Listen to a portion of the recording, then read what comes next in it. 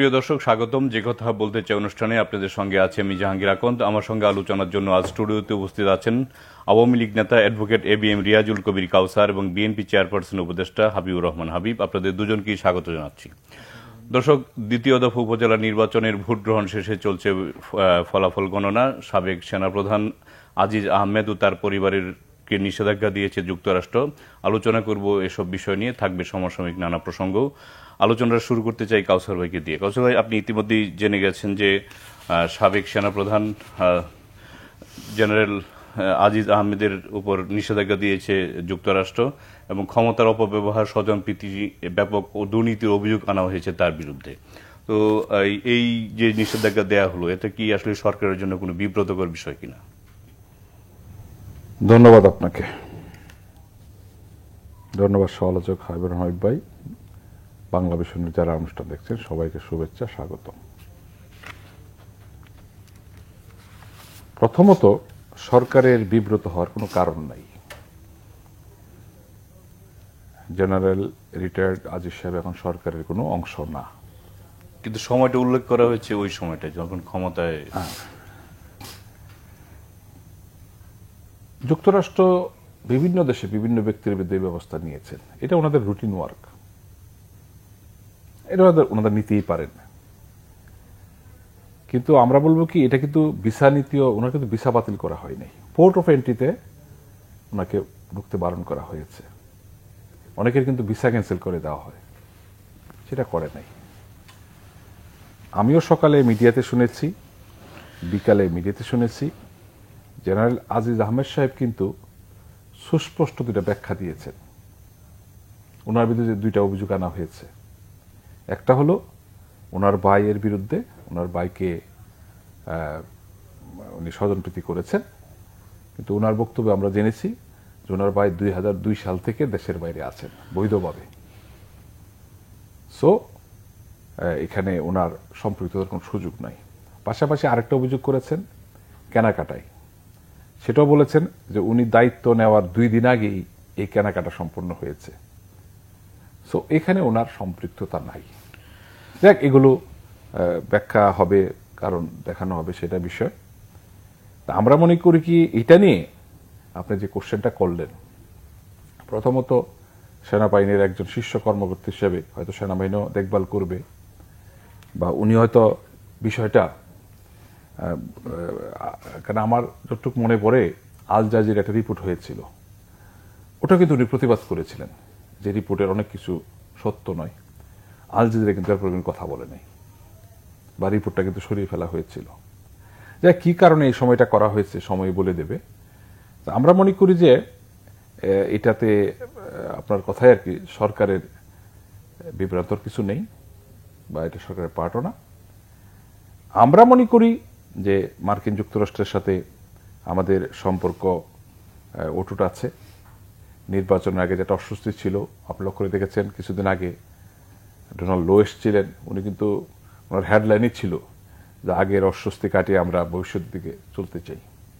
এবং আমার মনে হয় সরকারের অনেকের সাথে উনি কথা বলেছেন, সিভিল সোসাইটির সাথে কথা বলেছেন, এবং উনি যাওয়ার সময় বলে গেছেন বাংলাদেশের সাথে সম্পর্ক আরও জোরদার হবে, অনেক কিছুতে তাদের সম্পৃক্ততা থাকবে। প্রথমত, মার্কিন যুক্তরাষ্ট্র কিন্তু বাংলাদেশের সবচেয়ে বড় বাজার গার্মেন্টস সেক্টরে। কারণ বর্তমানে গার্মেন্টস সেক্টর আমাদেরকে যে পরিমাণ ফরেন রেমিটেন্স দেয়, এটা কিন্তু অন্য সেক্টর থেকে আসে না। সো আমরা বৈশ্বিক বিপর্যয়, করোনার সময় বাজারটা ধরে রাখতে পেরেছি, এখনো রাখতে পারছি। এই বাজার নিয়ে অনেকে অনেক কথা বলেছেন, বাজার নষ্ট হয়ে যাচ্ছে, এটা হচ্ছে, কিন্তু আমরা লক্ষ্য করে দেখবেন সামাজিক মাধ্যম বলেন, প্রিন্ট মিডিয়া, ইলেকট্রনিক মিডিয়া বলেন, সবাই কিন্তু একটা জিনিস স্বীকার করেছে, না, আমাদের রপ্তানি বাজারটা আমেরিকায় আগের চেয়ে সূচক বৃদ্ধি পেয়েছে। এ নিয়ে কোনো কিছু এটাকে হ্যাম্পার করে নাই। আমরা মনে করি যে আজকে যেটা এসছে এটাও ওনার বিরুদ্ধে নেওয়া হয়েছে। উনি কিন্তু খুব দ্রুত এটার ব্যাখ্যা দিয়েছেন, সাথে সাথে হয়তোবা ওনার অবস্থান, উনি ওনার এসব ব্যাপারে যুক্তি আছে, উনি সাথে সাথে উনি কিন্তু দেরি করেন নাই, আমার যেটা মনে হয়েছে। দিয়েছেন আমার তো এইসব ব্যাপারে, এবং উনি বোধহয় দালিলিক বাবা বলার একদম ডেট ওয়াইজ কোন তারিখ কোথায় ছিল, হ্যাঁ, এবং একটা ইয়া কেনার কথা ছিল হাঙ্গেরি থেকে, তখন ওনার ভাইপো তো হাঙ্গেরি ছিল, কিন্তু এটার সাথে মানে মিলানোর চেষ্টা করা হয়েছিল, সেটা উনি প্রমাণ করেছেন যে না, এটার সাথেও কোনো সম্পৃক্ততা নাই। যাই হোক, আমরা মনে করি যে সিদ্ধান্ত নিয়েছে, হয়তো মার্কিন যারা দিয়েছেন তারাও এটা বিবেচনা করবেন। উনি তো নিশ্চয়ই ওখানে ব্যাখ্যা দিবেন, দালিলিকভাবেই দেবেন, তখন হয়তো বা এটা বোঝা যাবে এটার অবস্থানটা কি। কিন্তু আমরা নির্বাচনের আগে যেটা দেখেছিলাম যে যারা নির্বাচনে বাধা দেবে, নির্বাচন করতে দেবে না, তাদের উপর ভিসা নীতি প্রয়োগ করবেন, আমরা কিন্তু সেটা সেভাবে দেখি নাই। কারণ একটা দল কিন্তু স্পষ্টত বলেছেন তারা নির্বাচন করতে দেবেন না, বা তারা পরবর্তীতে নির্বাচনে অংশগ্রহণ করেন নাই। পাশাপাশি মানুষের বা ভোটারদের যে মৌলিক অধিকার, ভোট দেওয়ার অধিকার, সাংবিধানিক দায়িত্ব, সেটাতে অংশগ্রহণ না করার জন্য কিন্তু ওনারা লিফলেট বিতরণ করেছেন, সামাজিকভাবে মিছিল মিটিং করেছেন যে আপনারা ভোট কেন্দ্রে যাবেন না, ভোট দেবেন না। ভোট একটা মানুষের মৌলিক অধিকার, সাংবিধানিক অধিকার, উনি ওনার ভোট প্রয়োগ করবেন। যেহেতু চয়েস ছিল, একাধিক প্রার্থী ছিল, সেটা করতেই পারেন। প্রশ্নটা চাবো, আপনি শেষ করুন, পরে আবার যাই হোক, আপনি যেটা বলেছেন আমার মনে হয় জেনারেল আজিজ সাহেব সুস্পষ্ট ব্যাখ্যা দিয়েছেন, এবং এই যে যথাস্থানে যথাসময় দেওয়া হবে এটার প্রতিকার উনি পাবেন।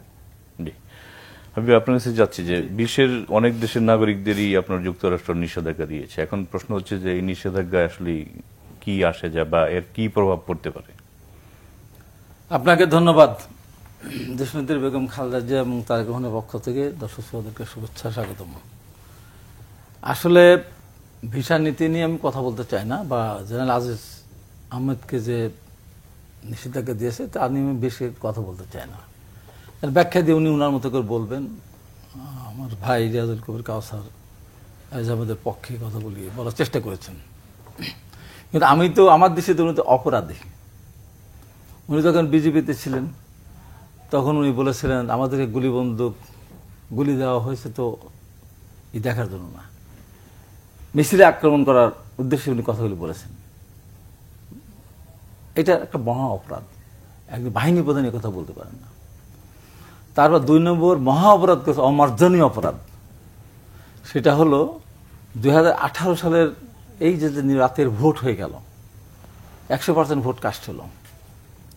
সেই নির্বাচনের পরে দিনই কি একদিন পরে উনি বললেন এমন সুষ্ঠু নির্বাচন বাংলাদেশে কোনোদিনও হয়নি। তো নির্বাচনের পরে উনি বললেন যে এত সুন্দর নির্বাচন বাংলাদেশে কোনোদিনও হয়নি। তা আমি ওই দিনই টেলিভিশনে বলেছিলাম, টকশোতে বলেছিলাম, এখনই ওনাকে গ্রেপ্তার করা উচিত, সেনাপ্রধান থাকা অবস্থায় কিন্তু গ্রেপ্তার করা উচিত, কারণ ওনার অপরাধ অপরিসীম। উনি এই কথা বলার মধ্য দিয়ে উনি প্রমাণ করে দিলেন, উনি বোঝাতে চেয়েছেন 1973 সালে নির্বাচন সুষ্ঠু হয়নি, 1996 সালে আওয়ামী লীগ ক্ষমতা এসেছিল, সেটাও সুষ্ঠু হয়নি। অন্যদের কথা বাদ দিলাম, 91, 2001 না, সুন্দর তো বলতেই পারেন, ওনার কাছে যদি সুন্দর মনে হয়। সর্বকালের সবচেয়ে সুন্দর নির্বাচন, এটা বলতেই পারেন। এটা বললে তো ওর তো এটা বলা তো মহাপাপ। 2018 সালটা কি নির্বাচন বলবো আমি? ওটা কি নির্বাচন? সেই নির্বাচনকে উনি বললেন যে এত সুন্দর নির্বাচন অতীতে হয়নি। তা আমি ওই দিনই বলেছিলাম এই জন্য। এবং তারপর 2008 সালে সেটা একটা কারসাজি ছিল, সামরিক বাহিনীর একটা কারসাজির মধ্যে আওয়ামী লীগ ক্ষমতা, সেটাকে উনি বিতর্কিত করলেন। 2014 সাল তো বিতর্কিতই। 2018 সাল নির্বাচনের পরে যখন এই কথা বললেন, এবং ওই নির্বাচনটা যে ভোটারবিহীন নির্বাচন, কি রাতের বেলা নির্বাচন, সেই নির্বাচন তো সামরিক বাহিনী তো তারা দায়িত্বে ছিল। তো এটা একটা মহা অপরাধ করছে। আর যেগুলি করেছে ওটা মানুষ দেখেছে। উনি যতই ছাপে গান না কেন, বাংলাদেশের মানুষ জানে যে উনি কি কি করেছেন। একজন এরকম বিতর্কিত সেনাবাহিনী প্রধান আমাদের বাংলাদেশে কেউ কমই আছে না একজন, তা না, কিন্তু উনি যেটা করেছেন সেটা সব মানুষের কাছে মুখে মুখে। তো এটা উনি ব্যাখ্যান দিতে পারেন। এই বিষয়ে আমি বিস্তারিত বলতে চাই না। আর এই ভিসা নীতি বলেন, আমার ভাই কাউসার বছর ভিসা নীতি নিষেধাজ্ঞা দিয়েছে। এখন একজন মানুষকে যদি বলে বাংলাদেশে আমি ঢুকতে দেবো না, তাহলে তার কাছে ভিসা দিল কি না, থাকলো কি না, তাহলে আর দরকার আছে? ঢুকতে পারবে না। ওখানে এখানে বলা হয় ভিসা ইজ রিভোকড, হ্যাঁ, সেটা বলা হয়নি। যাই হোক আর কি, যেটা উনি যদি নিষেধাজ্ঞা দিয়ে থাকে তার পোর্ট অফ মানে এন্ট্রিতে ঢুকতে দেবে না, সেটা এক বিবেচনা। যাই হোক আর কি, সেটা আমার বৈধ ভিসা থাকলেও পোর্ট অফ এন্ট্রিতে বাধা দিতে পারে, জিজ্ঞেস করতে পারে, কোয়েরি থাকতে পারে। এখন সেটা এখন উনি ওনার তো তাদের ব্যাখ্যা তারা দেবে। আর মার্কিন যুক্তরাষ্ট্র অনেক দেশের অনেক লোককেই আপনার নিষেধাজ্ঞা দেয়, ভিসা নীতি প্রয়োগ করে। তো সেটা যার যার মতো তার। এবং এখানে সে এর আগে যেমন আমাদের র্যাবের প্রধান বেনজির আহমেদকে দিয়েছিল, তারপরে বেনজির আহমেদ কিন্তু আইজিবিদের একটা সম্মান নিয়ে আমেরিকা গিয়েছিলেন, যেভাবে গিয়েছিলেন। তার সম্পদের পাহাড় আমেরিকা যেটা আছে, ওখানে নিষেধাজ্ঞা দিলে তাদের সম্পত্তি তারা ওখান থেকে নিয়ে আসতে পারে না। তাতে কি, এই দেশে তার প্রচুর সম্পদ আছে। তো এই সমস্ত যাদেরকে মার্কিন যুক্তরাষ্ট্র এই ভিসা নীতি বা নিষেধাজ্ঞা দিবে, তাতে তারা খুব একটা ক্ষতিগ্রস্ত হবে। মানে ক্ষতিগ্রস্ত হবে তাদের অঢেল সম্পদ, সেখান থেকে কিছু ওখানে যেখানে আছে সেইগুলো কিন্তু বাংলাদেশগুলো তার নিয়ে যেতে পারতেছে না। তো তাতে তাদের এমন কিছু না। তাই যদি হয়, বাংলাদেশে কত মানুষ কিন্তু এই ভিসা নীতির আওতায় আসা উচিত বা নিষেধাজ্ঞার আওতায় আসা উচিত। এই যে নির্বাচনগুলো শেষ করে দেয়, নির্বাচনগুলো যে হচ্ছে, এই যে প্রধান নির্বাচন, ওনাকে নিষেধাজ্ঞা দেওয়া উচিত। এই যে ভোট হচ্ছে না, আমরা ইলেকশনে যাব, ইলেকশনের পার্ট না, আমি এটাই বলবো, এরকম অনেকেরই, আমি এরপরে বলবো যে অনেকেই নিষেধাজ্ঞা পাওয়ার মতো অপকর্ম সাথে জড়িত আছে। জি, কাউসার আপনার কাছে যাচ্ছি, সেটা হচ্ছে যে জেনারেল আজিজ আজকে গণমাধ্যমের সাথে কথা বলেছেন। তিনি বলেছেন যে তার বিরুদ্ধে যেই ক্ষমতার অপব্যবহার, স্বজনপ্রীতি, ব্যাপক দুর্নীতির অভিযোগ, এটা ভিত্তিহীন এবং আমেরিকার নিষেধাজ্ঞায় কোনো ক্ষতি নেই, তবে তিনি মর্মাহত এবং তার প্রতি অবিচার করা হয়েছে। এখন আমার প্রশ্ন হচ্ছে যে এই দুই চার দিন আগে মাত্র মার্কিন সরকারের পররাষ্ট্রমন্ত্রী ডোনাল্ড ট্রাম্প বাংলাদেশ সফর করে গিয়েছেন এবং সম্পর্ককে নতুন মাত্রা দিতে চেয়েছেন, সম্পর্ক ভালো করার চেষ্টা করবেন বা করার দিকে তারা মনোযোগ দিয়েছেন। তো উনি যাওয়ার পরপরই এর ধরনের একটা নিষেধাজ্ঞা, এটিকে আসলে মানে কিভাবে দেখছেন? এটা যদি আমাকে জিজ্ঞেস না করে রোনাল্ডোকে জিজ্ঞেস করতেন, উনি কি বলতেন, এটা আমার বিষয় না। আপনার দল যেহেতু না, আমরা র্যাব নিয়ে জানতে চেয়েছিল, কিন্তু আমাদের ইয়ার পক্ষ থেকে উনি কি বলেছেন, এটা আমাদের বিষয় না, আমরা অন্য বিভাগকে বলবো। উত্তরটা কি তাই হওয়া দরকার না? তো উনি চলে যাওয়ার পর নিশ্চয়ই ওনার বিষয় না, ওদের তো বাক করা আছে ডিপার্টমেন্ট। উনি তো স্পষ্ট বলেছেন যে র্যাবের নিষেধাজ্ঞার বিষয়টা আমার বিষয় না, আমার কাজের মধ্যে পড়ে না, তবে আমি ওই জায়গায় রিপোর্ট করব যে এদের অবস্থা ভালো হয়েছে, বিবেচনা করা যেতে পারে। না, একদিক দিয়ে আপনি সম্পর্ক উন্নয়নের কথা বলছেন, আরেক দিকে কদিন পরে আপনি আবার ডোনাল্ড লো এর কথা বললেন, তো ওনার তো এটা এখতিয়ার না, ওনার এখতিয়ার না। আমি মার্কিন যুক্তরাষ্ট্রের সম্পর্কের কথা না, আমি তো স্পষ্টই বললাম, আপনি যার উদাহরণ দিচ্ছেন তার এখতিয়ার না হলে তার সে চলে যাওয়ার পর কি হয়েছে এটা তো বিষয় না। এখানে আভ্যন্তরীণ আমি দুইটা কথা বলতে চাই, দেশীয়, সেটা হলো হাবিব ভাই, সিনিয়র লিডার, একসময় আমার লিডার, উনি একজন সাবেক সেনাপ্রধানকে বললেন উনি অপরাধ করেছেন।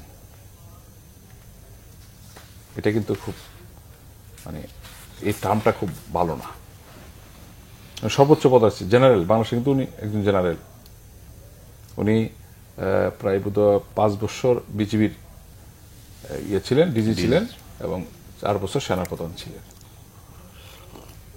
তাই উনি অপরাধ করলে প্রথম যেটা শুরু করেছেন, হ্যাঁ, যখন বিজিবি বা আর্মি ডিপ্লয় হয় ওনাদের কিন্তু গুলির নির্দেশ থাকে, প্রাথমিকভাবে প্রতিহত করবে আনসার, বিজিপি, কি বলে, পুলিশ, তাই না, তারপর আর্মি। এটা কিন্তু উনিও জানেন, ওনাদেরকে বলা হয় শোট, মানে লাস্ট স্টেজ। সেটা উনি বলবেনই দেশের ইয়া রক্ষার্থে।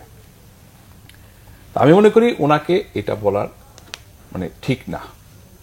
আর উনি তো স্পষ্টই বলেছেন, কারণ আপনি বলেছেন যে মর্মাহত তো আমি হয়েছি, কারণ এই স্টেজে উনি চাকরি থেকে চলে গেছেন আজকে প্রায় 3-3.5 বছর।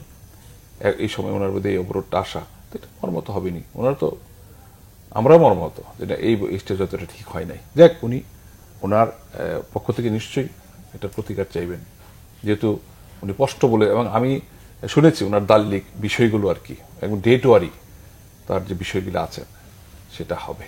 দেখুন, এখানে ওনার কিন্তু ভিসা বাতিল করা হয় নাই, তাই না, পোর্ট অফ এন্ট্রিতে সবাই ইয়া করতে পারে। সো আমরা মনে করি যে এটা বিবেচনায় আসতেও পারে। আপনার আরেকটা কোশ্চেন কি ছিল? না, আপনার যে এটা সম্পর্কের বিষয়টা আর কি, যে মার্কিন যুক্তরাষ্ট্রের সাথে এটা কি ধরনের নীতি? না, মার্কিন যুক্তরাষ্ট্রের সাথে বাংলাদেশের সম্পর্কের সাথে এটা কোনো বিষয় না। সারা বিশ্বে মার্কিন যুক্তরাষ্ট্র এই কাজটা করে আসছেন, তাই বলে কিন্তু ওই দেশের সাথে সম্পর্কের কোনো অবনতি ঘটে নাই। আমরা উদাহরণ দিয়ে বলতে পারি, বাংলাদেশে সেটা হবে না। আমরা বলবো এটা অনেকটা ব্যক্তি পর্যায়ে হয়েছে। কারণ উনি কিন্তু এখন প্রতিষ্ঠান না বা প্রতিষ্ঠানের প্রধান না, এটা ব্যক্তি পর্যায়ে হয়েছে এবং উনি রিপ্লাইটা কিন্তু ব্যক্তি পর্যায়ে দিয়েছেন। এক্ষেত্রে বাংলাদেশের সাথে মার্কিন যুক্তরাষ্ট্রের সম্পর্কে অবনতির কোনো কারণ নাই।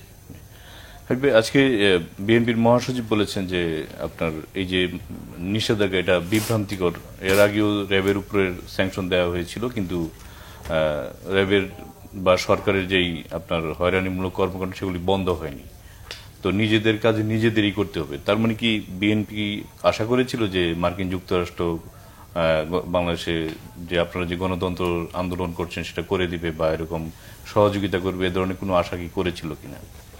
না না, আমরা সেটা আশা করি না। তো মার্কিন যুক্তরাষ্ট্র বলেন, ইউরোপিয়ান ইউনিয়ন বলেন, একবারও তারা বলেনি যে আমরা আগামীতে বিএনপিকে রাষ্ট্রীয় ক্ষমতা দেখতে চাই, একবারও বলেনি।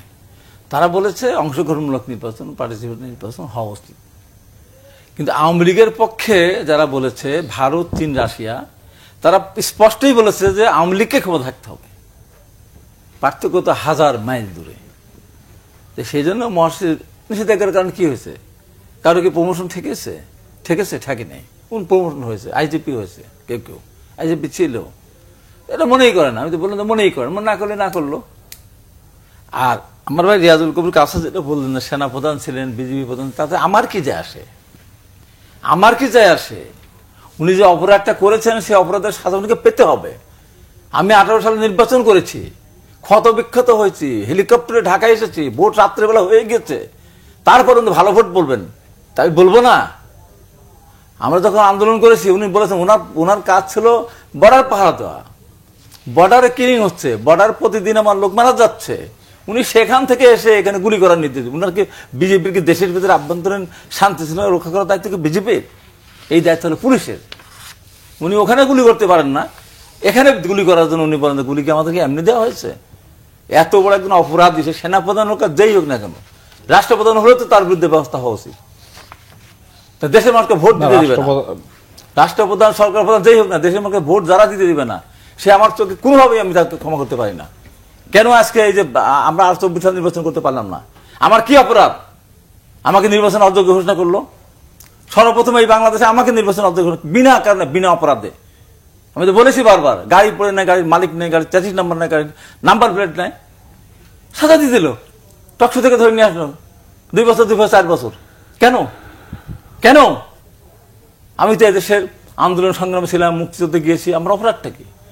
গাড়ি যদি অন্যকে পোড়াতো তাহলে আমাকে সাজা দিলে মানতাম, দিল সাজা। তারপরে ম্যাডাম খালেদা জিয়া নির্দোষ, আমি আবারও বলবো, বেগম খালেদা জিয়া, তারেক রহমান, এই যদি জিয়া অরফানেজ ট্রাস্ট থেকে একটা টাকা যদি ধরেন, তাকেও যদি দেখেন এই যে টাকাটা চেহারা এরকম, আমার গর্দান দিয়ে দেবে বলেছি তো, কে প্রমাণ করতে হলে আমার ইলেকট্রিক করার দিক গর্দান কেটে দিক, বা কাঠ কাটা করার জন্য গর্দান কেটে দিক। আমি এই চ্যালেঞ্জ করছি, আমি দেখেছি তো, যার কোনো সিগনেচার নাই। বেগম খালেদার কোথাও সিগনেচার নেই, তারেক রহমানের সিগনেচার আছে 5টা। সেই টাকা যখন ফিক্সড ডিপোজিট করে তখন, তারপর জমি কিনছে, জমি এলো পরে দেয়নি, সে টাকা আবার ফেরত দিয়েছে তারা, বিনা কারণে সাজা দিয়ে নির্বাচন। আমি সেটাই বলেছিলাম। এর চেয়ে বেশি বক্তব্য দিয়েছিলাম এরশাদের বিরুদ্ধে। এরশাদের বিরুদ্ধে কঠিন বক্তব্য দিয়েছিলেন বলে দেশে গণতন্ত্র এসেছিল। এই গণতন্ত্র আনতে গিয়ে টাকের তলায় পিষ্ট হয়েছে, তার জন্য আমাকে সাজা দিয়ে দিল কোর্ট। অথচ এই যে এসএলএম গ্রুপের দুর্নীতি কি করা যাবে না, তদন্ত করা যাবে না, সর্বোচ্চ আদালতের সর্বোচ্চ বিচারপতি, প্রধান বিচারপতি সেই দেয়, রায় দেন। এটা কোন দেশে আছে আমি বলবো না। এটা আমার তো রক্তকরণ, আমার 5টা মাস, আমার জীবন থেকে 6টা মাস চলে গেছে, 6.5 মাস চলে গেছে। কেন? কি কারণে? আমি তো অপরাধী? তো সেই ধরনের একটা নির্বাচনকে যিনি সমর্থন করবেন, আমি 1000 বার বলবো, 1000 বছর আমার জেল হতে পারে, 1000 বার আমার ফাঁসি হতে পারে, তাকে আমি পরোয়া করি না, আমি সত্য কথা বলবোই।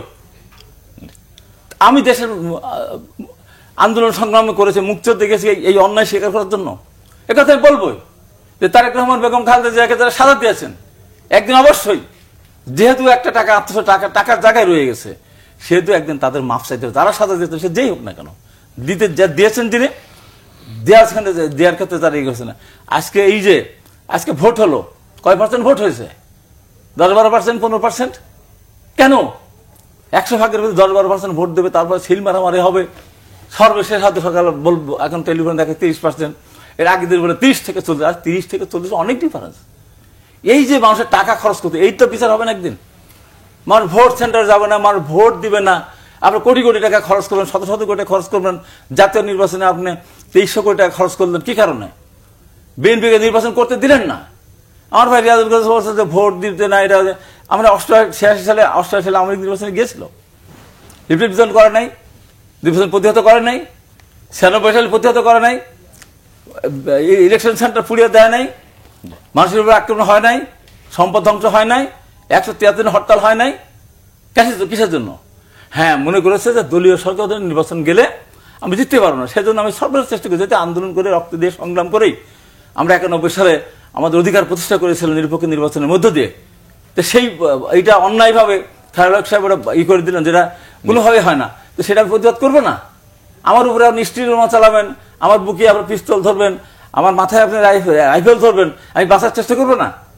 তো তাই আমি বলি যে এই সমস্ত করে এখন এমন অবস্থা যাও, আমি তো এটা বলবো, আজিজ আহমেদ যে সরকারের অধীনে চাকরি করেছে, আজকে টোটাল তদন্ত হওয়া দরকার। এই যে ভোট ছাড়া এই কোটি কোটি টাকা খরচ হচ্ছে, এই যে লুটের কারখানা, এখানে কি লুটটা হচ্ছে? আদানি এক সরকার বিদ্যুৎ আমার এখানে দিন, আমার বিদ্যুৎ 27,000-28,000 মেগাওয়াট আমার ক্যাপাসিটি, আমি আদানির কাছ থেকে আমি বিদ্যুৎ কিনে, বিদ্যুৎ না কিনে আমি ক্যাপাসিটি চার্জ দিচ্ছি কেন? কারণ কি?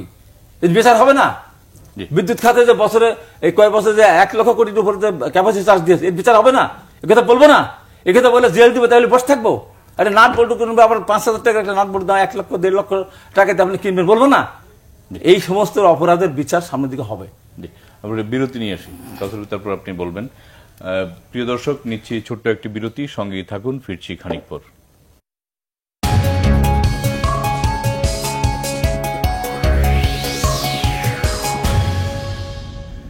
প্রিয় দর্শক, আবারও স্বাগত জানাচ্ছি যে কথা বলতে চাই অনুষ্ঠানে। ফিরছি, আলোচনা যাচ্ছি কাউসার ভাইয়ের কাছে। কাউসার ভাই, আজকে দ্বিতীয় দফার উপজেলা নির্বাচন অনুষ্ঠিত হয়েছে 156টি উপজেলায়। এই নির্বাচন অনুষ্ঠিত হয়েছে, এখন ফল গণনা এবং রেজাল্ট দেওয়া অলরেডি শুরু হয়ে গেছে। তো আমরা যেটা দেখেছি যে বিচ্ছিন্ন কয়েকটি ঘটনা ঘটেছে, এছাড়া মোটামুটি শান্তিপূর্ণভাবেই হয়েছে, কিন্তু ভোটার উপস্থিতি কেন্দ্রে অনেক কম ছিল। তো মানুষ কি ভোট বিমুখ হয়ে গেছে? বা মানে আমরা যতটুকু শুনেছি, প্রধান নির্বাচন কমিশনার বিকালে বলেছেন 30 ভাগের বেশি ভোট পড়েছেন। দেখুন, এটা তো এখন কমন বক্তব্য, ভোটার আসছে না, ভোটার কম আসছে। হ্যাঁ, আমরা সহমত পোষণ করি, হয়তোবা আমাদেরও ব্যর্থতা, আর যেহেতু আমরা দলীয়ভাবে করছি না, যারা প্রার্থী এটা তাদেরও ব্যর্থতা, কেন তারা ভোটারদের আনতে পারছেন না।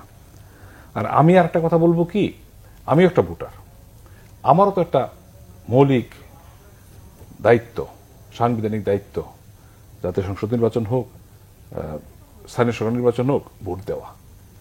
কিন্তু আমি কিন্তু 5 বছরের আগে এই সুযোগটা পাবো না। যদি একাধিক প্রার্থী থাকে, তাহলে আমার সেই সুযোগটা নেওয়া, কাউকে না কাউকে বেছে নেওয়া।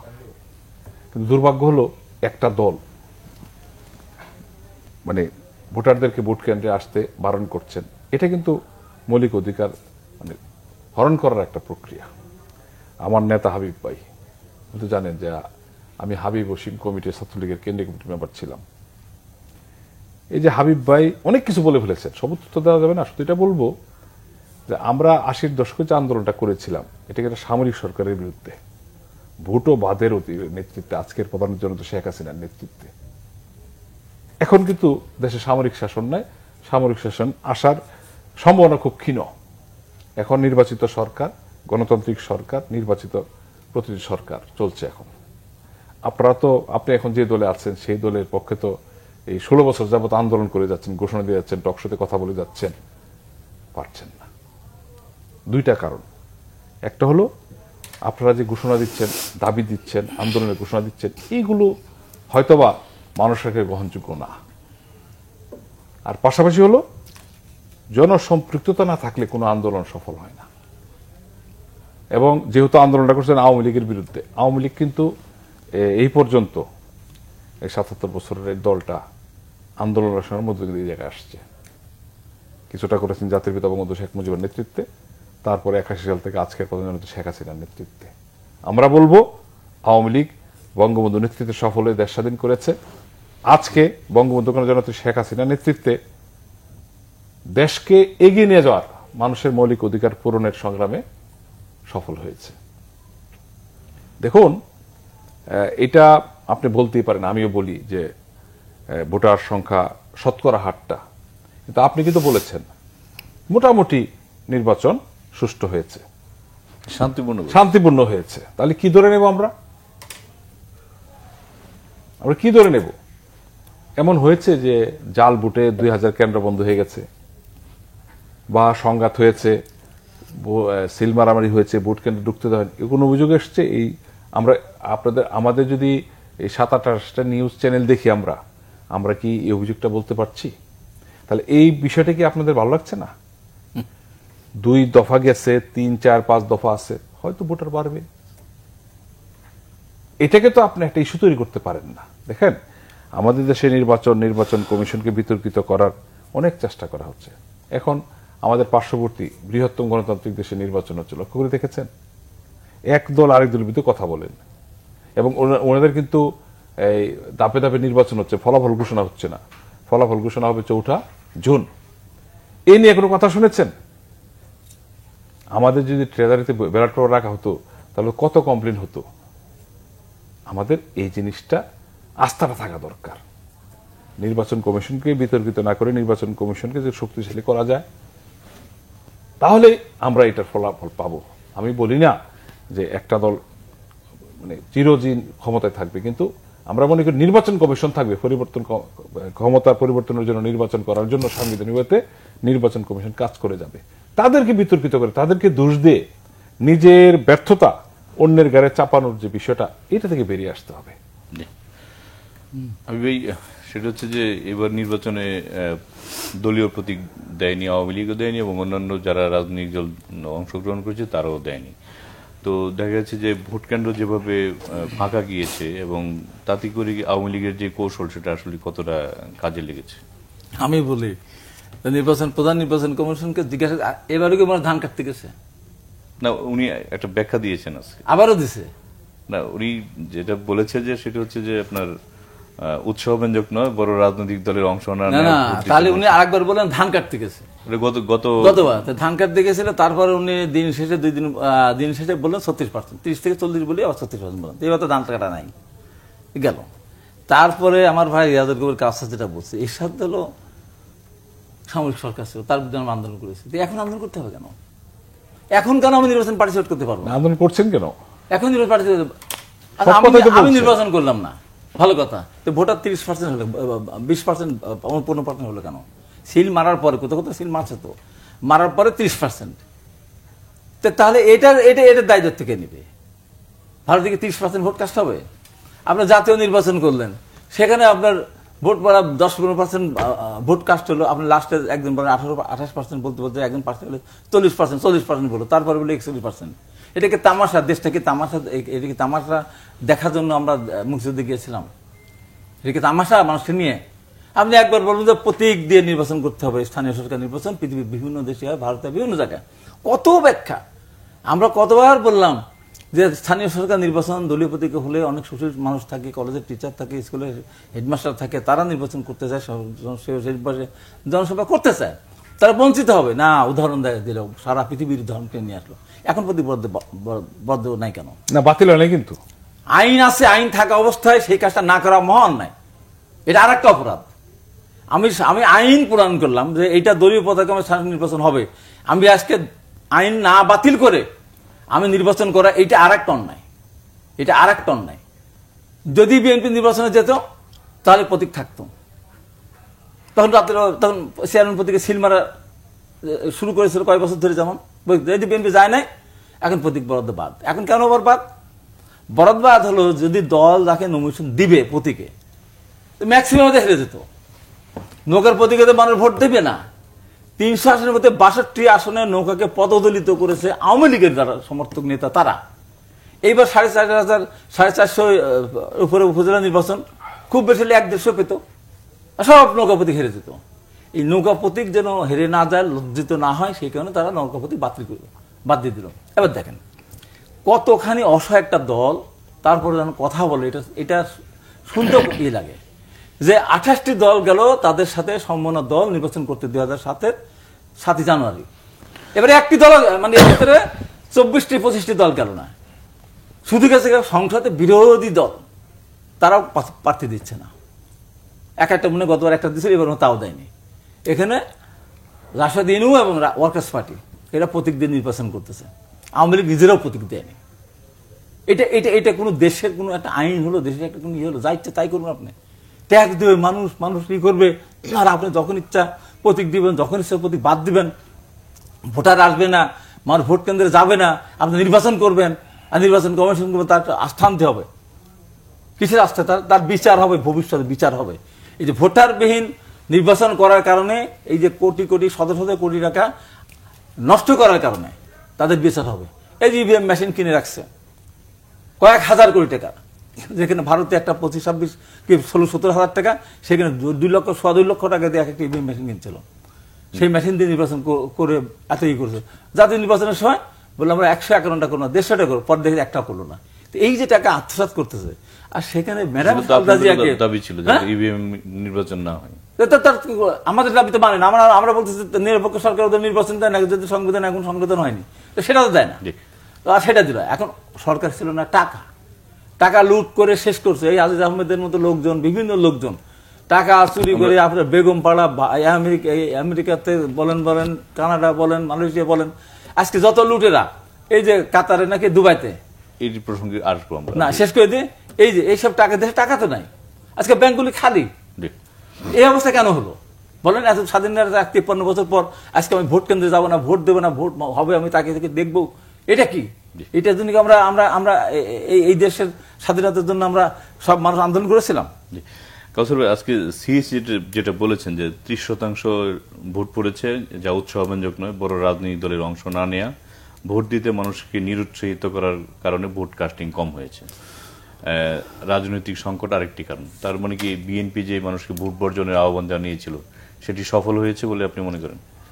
আমি যদি ধরে নেই যে বিএনপির ভোট বর্জনের আন্দোলন সফল হয়েছে, তার মানে না, সিএসি বলেছে যেহেতু, মানে না, বিএনপি তো বলছে, তাদের বিএনপিও বলছে সফল হয়েছে, তাহলে এটা উল্টে দেন না।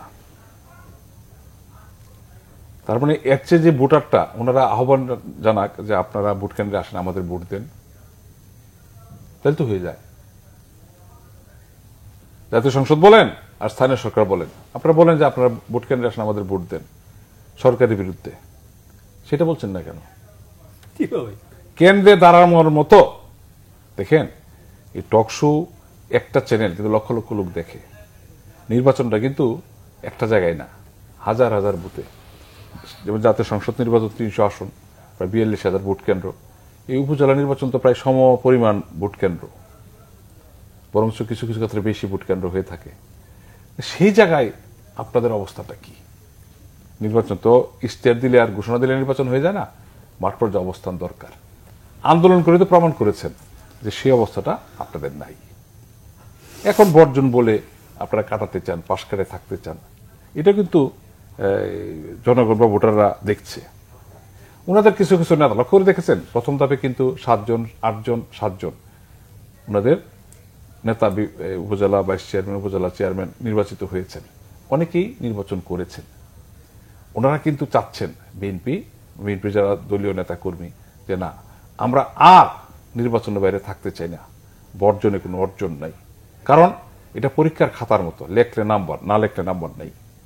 তা আপনি যদি ভোট কেন্দ্রে ভোটারদের কাছে না যান, ভোট কেন্দ্রে না আসেন, ভোট নির্বাচনে না আসেন, আপনার মার্কিং হবে না। আর যদি ভেবে থাকেন, একসময় হাবিবে বক্তৃতা দিতেন, হত্যাকে ষড়যন্ত্র করে রাষ্ট্রীয় ক্ষমতা এসেছিলেন, সেইভাবে যদি আসতে চান সেটা অন্য বিষয়। ষড়যন্ত্র তো আছেই, কারণ আওয়ামী লীগ কখনো আন্দোলনে পরাজিত হয় না, নির্বাচনে পরাজিত হয় না, হয় ষড়যন্ত্রে। আমরা তো মনে করি নির্বাচনকে পাশ কেটে নির্বাচন, আপনারা সেদিকে এগোচ্ছেন। এবং সেটাও কিন্তু আমাদের মানে প্রধানমন্ত্রী শেখ হাসিনা তৃণমূল আওয়ামী লীগকে সতর্ক করেছেন যে ষড়যন্ত্র আছে, চলছে, সতর্ক থাকতে হবে। যারা নির্বাচনে আসছেন না, নিশ্চয়ই অন্য কোনো পথে এগোচ্ছেন। এটা দেশের জন্য কোনো শুভ বিষয় না। জাতির পিতা বঙ্গবন্ধু শেখ মুজিবুর রহমানকে সবরে হত্যা করে যারা ভেবেছিল যে এই দল কোনোদিন রাষ্ট্রীয় ক্ষমতায় আসবে না, আজকে কিন্তু আপনি বলেছেন এদিকে 16 বছর, ওইদিকে 5 বছর টানা সরকারে আছেন, এবং দেশের মানুষ কিন্তু এটার পক্ষে আছেন। কারণ দেশের মানুষ ধারাবাহিক জীবনযাত্রা মানটা ধরে রাখতে চায়, যেটা সরকার করেছে। অনেকগুলো সমস্যা আছে এবং সরকার কিন্তু খুব দ্রুত সময়ে সমস্যা কাটিয়ে উঠছে, এটাই মানুষ দেখতে চায়, এটাই বাস্তবতা। হাবিব ভাই, আজকে ওবায়দুল কাদের সাহেব বলেছেন যে নির্বাচনের সবচেয়ে বড় অর্জন রক্তপাতহীন নির্বাচন। বিএনপি তাদের আমলে কোনো রক্তপাতহীন নির্বাচন করতে পারেনি। এটা আগে আমার একটু হেসে নিতে হয়। এটা কি নির্বাচন? একটা দেশে কি একটা দলের মধ্যে নির্বাচন হয়? পৃথিবীর এমন একটা দেশ দেখান তো, ছোট করে বলবেন। পৃথিবীর এমন একটা দেশ দেখান যে নির্বাচন হয় এক দলের মধ্যে, পৃথিবীর কোথাও নাই। এটা উপহাস একটা।